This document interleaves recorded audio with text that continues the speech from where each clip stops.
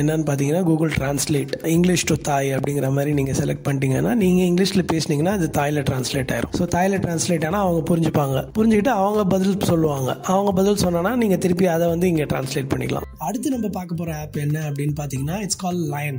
லைனுங்கிறது social media app தான். Social மீடியானா நம்ம ஃபேஸ்புக் இன்ஸ்டாகிராம் மாதிரி கிடையாது. இது வந்து மெசேஜிங் ஆப்.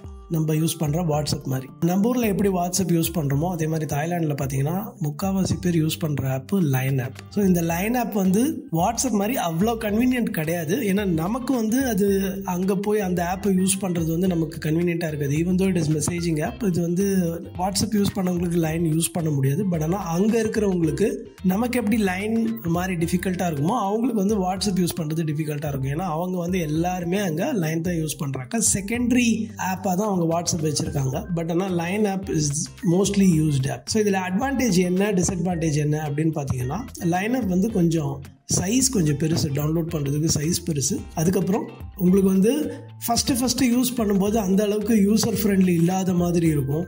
உங்களுக்கு வந்து அதில் இருக்கிற எமோஜிஸாக இருக்கட்டும் இல்லை வந்து டெக்ஸ்ட் அனுப்புகிற ஃபாண்ட்டாக இருக்கட்டும் எல்லாமே வந்து பார்த்திங்கன்னா கொஞ்சம் டிஃப்ரெண்ட்டாக இருக்கும். அது வந்து உங்களுக்கு செட் ஆகிறதுக்கு கொஞ்சம் டைம் ஆகும். நமக்கு வாட்ஸ்அப்பில் வந்து ரொம்ப ஈஸியாக டக்குன்னு செட் ஆகிடும். பட் ஆனால் வந்து லைன் ஆப்பில் வந்து அதை யூஸ் பண்ணிகிட்டே இருந்தால் தான் ஓரளவுக்கு இருக்கும். நானும் அதை வந்து ஒரு 1 week 2 weeks ட்ரை பண்ணியிருக்கேன். பட் ஆனால் அது எனக்கு என்னவோ அந்த அளவுக்கு கன்வீனியண்ட்டாக இல்லை. ரெண்டாவது வந்து வாட்ஸ்அப்பில் நம்ம பேக்கப் எடுக்கிற மாதிரி அதில் லைன் ஆப்பில் பேக்கப் எடுக்க முடியாது.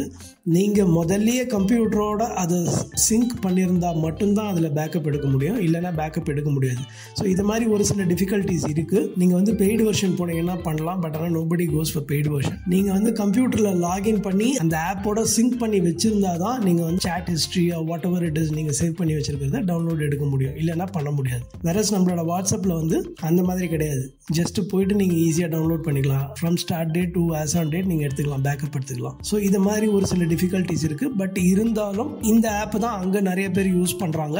So if you wanted, if you are planning to stay there for a long time, line might be useful for you.